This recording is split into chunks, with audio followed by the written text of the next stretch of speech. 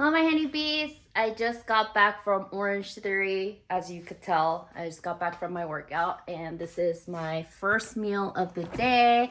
And so today I'm going to eat steak that Terry cooked me. I just opened this up. There's only one tiny piece of steak here, so I think I have to cook some other stuff. So let's see. That's definitely not enough for eating one meal a day. So I'm going to cook some eggs. Maybe 3. 1, 2, 3. These eggs are tiny. And then I think I'm going to eat the spiciest kimchi in the world. And we don't have much in the fridge, so I think I'm gonna eat canned tuna. This has been my go-to lately with this and spiciest kimchi in the world. So yeah, that's what we're gonna be eating today. He said to air fry it at 200, 5 minutes each. Ta-da! We're gonna cook our eggs here because then I can cook 3 at once. And they're gonna come out perfect. Do 1, 2, 3. Put it on the edge like this. Look how tiny these eggs are. I think it's because they're organic. No steroids or anything, but we like organic brown eggs.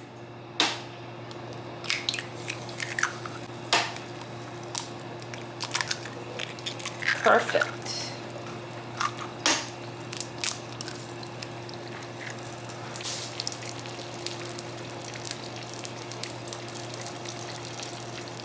While that cooks, we're gonna get some brown rice here. We love brown rice. Ooh. Mix it up. Put it in this bowl. It's multitasking right here. That's good. Our eggs are cooking mighty fine. While that's cooking, we're also going to make our tuna rice. Tuna rice! We love the sound of eggs cooking. This is Korean tuna, which is thebomb.com. Super easy. I think I'm gonna make half. This counts as protein, right? Fish. Mix it, and then we're gonna move it to our silver pan. The eggs are pretty much done. Oh yes. Super simple, I know, but it's so good. Especially with the spiciest kimchi in the world. Yummy! Okay, that's good. And then we're gonna move it here. Get it nice. Right here.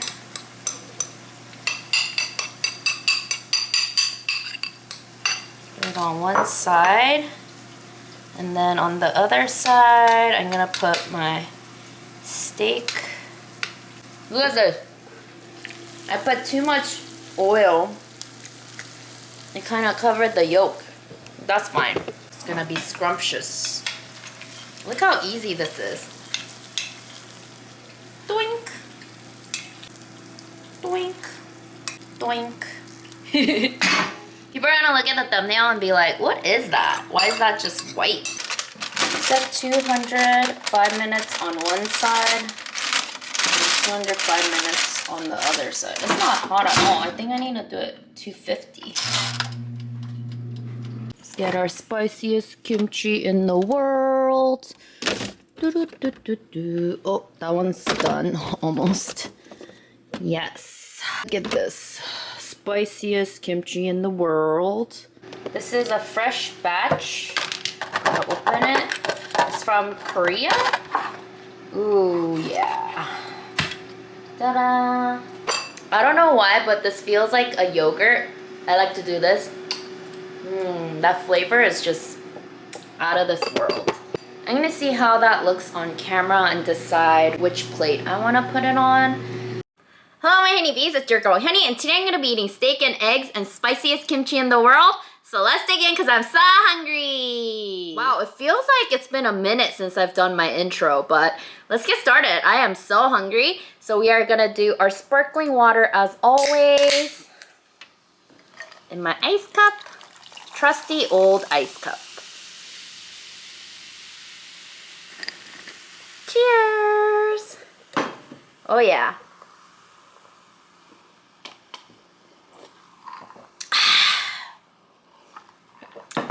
So refreshing. So let's have, you know what? You guys are probably like, the steak isn't cut. So I'm gonna use my trusty old scissors. We Koreans love to use scissors to cut everything because it's so easy. Like, you don't need a knife to cut a steak. Who said you have to cut a steak with a knife all the time? So I'm gonna cut it like this so it's easier to eat. Let's have our first bite. Hyunee bite. Have our little steak that Terry made for us. Tuna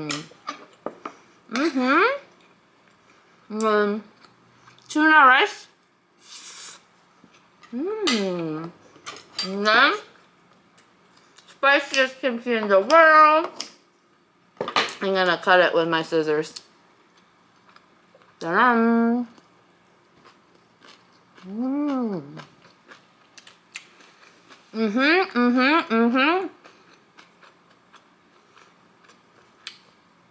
Oh, you know what though? This is my first meal of the day. I need to coat my stomach. Let's do that first, because we're eating the spiciest kimchi in the world. You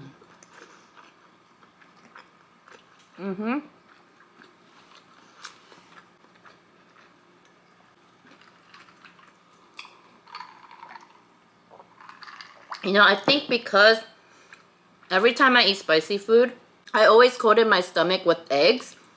Maybe that's why my stomach's not as bad as all the spicy food that I consume. Steak is delicious.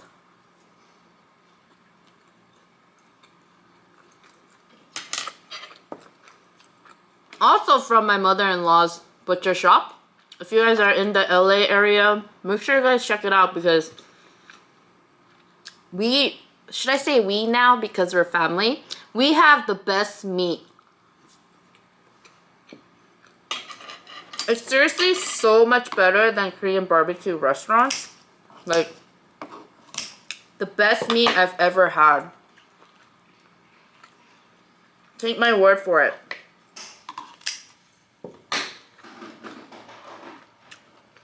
I have to be somewhere tomorrow, so I'm gonna eat the spiciest kimchi in the world in small pieces. When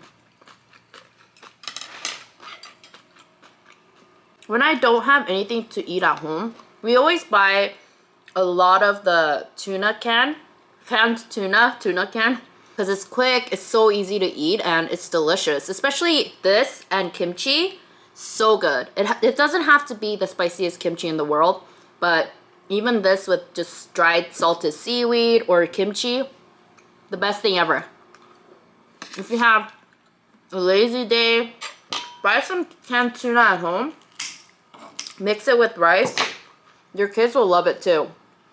Also, sometimes if you buy like furikake, like the little seaweed pieces they have at the markets, mix it with tuna, rice, and sesame oil. Make some rice balls.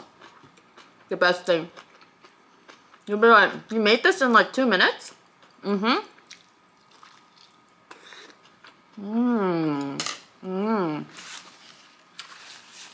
Wow. How have you guys been? I feel like I haven't filmed the mukbang in a while. I've been filming the series Nom Nom and Yap, where I eat like normal amounts of food and just chit chat all day. It's been really casual, fun, chill.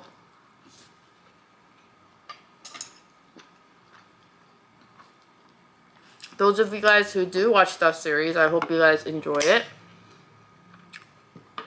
It feels like I'm really chatting with a friend.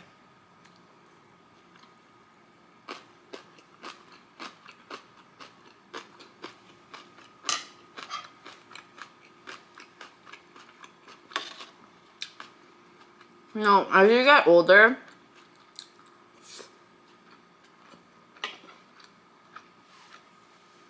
all your friends, they start having family of their own, boyfriend, husband, name it. You guys start to kind of fall apart, get a little distant because they have a life of their own. You have a life of your own. And sometimes even not be friends anymore because your interests change, your hobbies change. You might not have the same interest anymore and have nothing to talk about when we hang out.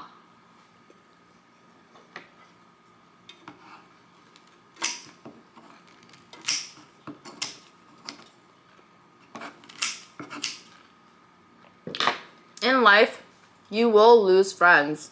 You will lose people. People will come and go. I used to be sad about that.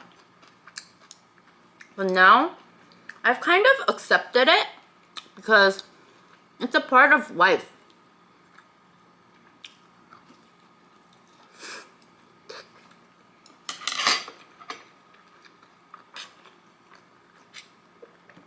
In fact, nothing lasts forever.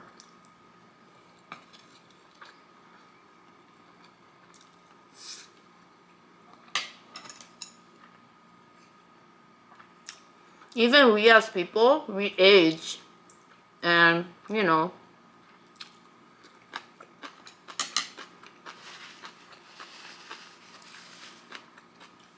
we have a limited time in this world.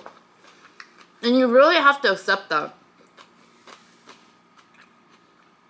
I wish I accepted that when I was younger because I was in such denial. When my dad was sick and he would overcome his cancer and surgeries and fight cancer for all these years, I was like, he'll come back again. He's my Superman. That's how I thought. And of course, I was young. I wish that, I don't know if it's a cultural thing, but it was a tough topic to talk about. Us not being here after a certain amount of time, or in this case, my dad, he had cancer. The doctor initially said, this was when I was 7, that he only had 6 months to live.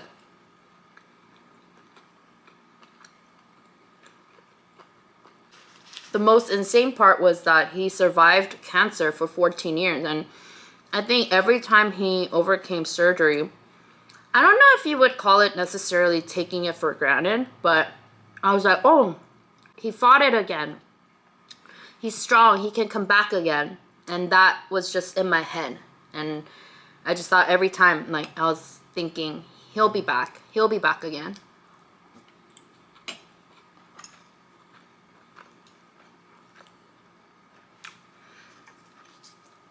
But in the Asian culture, at least back in the day, it was a tough topic to talk about. Someone passing away. Your family member passing away. And I remember when my dad was like, let's talk about my will. Or let's talk about what will happen if something bad were to happen to me. I just cried my eyes off. And I walked away. I ran away into my room and I started crying. And I said, No, you're gonna be with me forever. you're not gonna pass away. And so, it was hard for my dad to talk about it with me.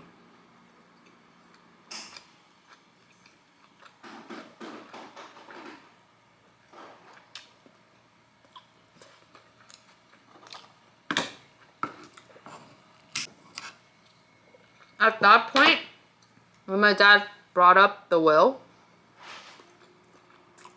I wasn't that young. At least I wasn't 7 years old. I think I was around 1920. And that was around a few months before he ended up at the ER and couldn't speak anymore. So it was too late to talk about it. Which made the process of doing the whole will thing, the whole bank statement, everything in terms of finances made it that much difficult because he didn't appoint a power of attorney. He didn't appoint who was going to take care of all his personal finances, personal anything regarding that. So it was really hard. I had to get a lawyer. It was a tough process for me. I didn't know anything about life. Anything about adult life. And so I had to learn at a super young age and had to go look for lawyers, had to do this, do that. But I do wish I accepted it when I was younger. I wish it was easier to talk about, I guess, casually. Even though it is tough to admit that we can't live forever.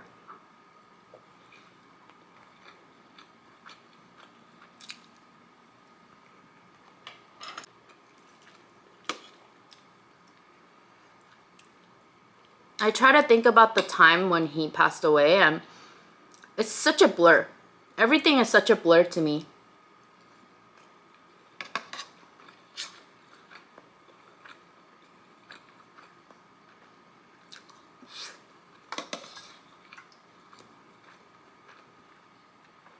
His life was cut too short.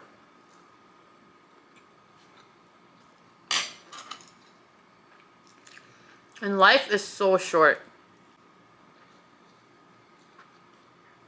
Life is too short.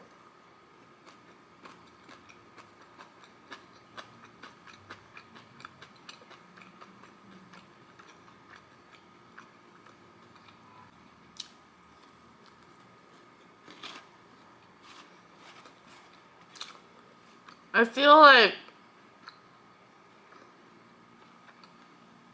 I don't know my dad enough. Because when he passed away, I was in the rebellious age. Or I was rebelling. I was rebellious. And I don't think we actually talked about him. He was always so busy taking care of us, working his butt off for us so we don't have to suffer later. And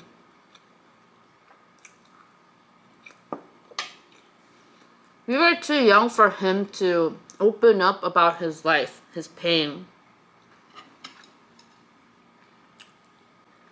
My dad had a tough childhood.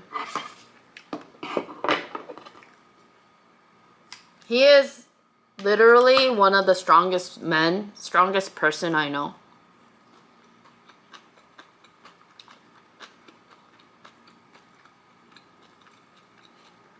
He grew up without a father.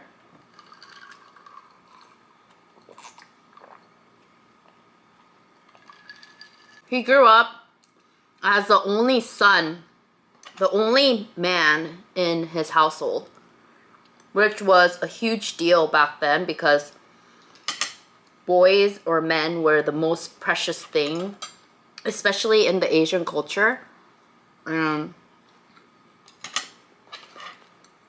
I think that's why my grandma had so many kids, because all she had was daughters. My dad is the youngest and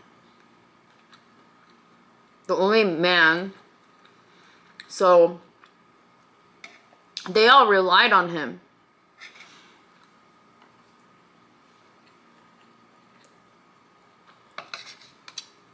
So my dad, even as a child, felt so much responsibility.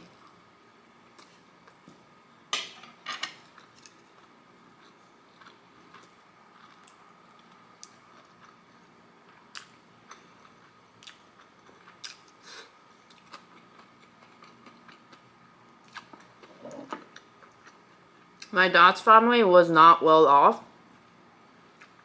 And so my dad always helped my grandma with her business. From what I remember, she had you guys know street food. I think she owned one of the like street food vendor, spicy rice cake vendor. And he would follow her, and sometimes he would have to skip school to help her. But even though he skipped school, my dad loved learning. He was a really smart man.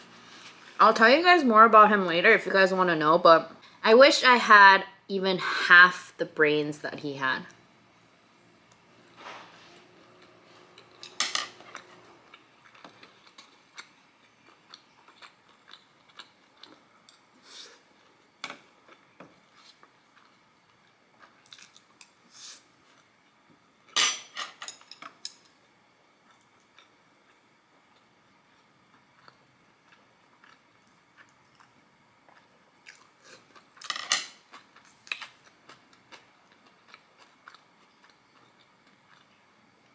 What makes me sad is I don't know much about him. And I wish I did. My dad wrote in his journal or diary every day, but I feel like that's something I can't touch yet, especially because I don't know. I don't think my dad would be happy if I read that, but I think if I'm a little bit older, he would be okay with me reading his journal to see what his thought process was and how he felt during all the times, all the hardships and struggles that he went through. And I know for a fact that sometimes when I got in trouble or I was making him angry, I know he did like a vent session in his diary. So I think it might hurt my feelings if I do read those entries. I do think my dad would want me to know and maybe read it to see what his life was like. Because I don't think any of us actually know what he went through and how he felt. He was a very poetic guy, but when it came to family, he was a man of little words, I think.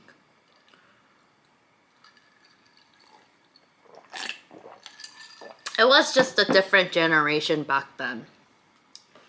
It's like we kind of, back then, especially in the Korean culture, I can't speak for other cultures, but we had to like worship him, like he's the king. Like when we eat at dinner table, he sits in the middle. He has to eat first. Like that's how our culture is. The adults have to eat first, but for dads, dad has to eat first. But yeah, that's a little bit about my dad, and I don't know, I've been very sentimental lately. I don't know if it's because it's like almost the end of the year and you just think about all the stuff that you've done this year and then just about your life. I don't know, am I the only one like that? But that's all I'm gonna tell you guys today because I am already done. But wow, this was such an amazing meal. This is gonna be my last bite. Also, let me know what you guys did for Thanksgiving. If you guys watch my Nom Nom and Yap, you guys will know what I did for Thanksgiving. But I'm so glad to be back doing mukbangs. It won't be extravagant as it used to be, but I'm still going to film mukbangs as much as I can. So I won't be retiring. I will be here at least until hopefully hopefully for the rest of my life. Yes, bye! Almost.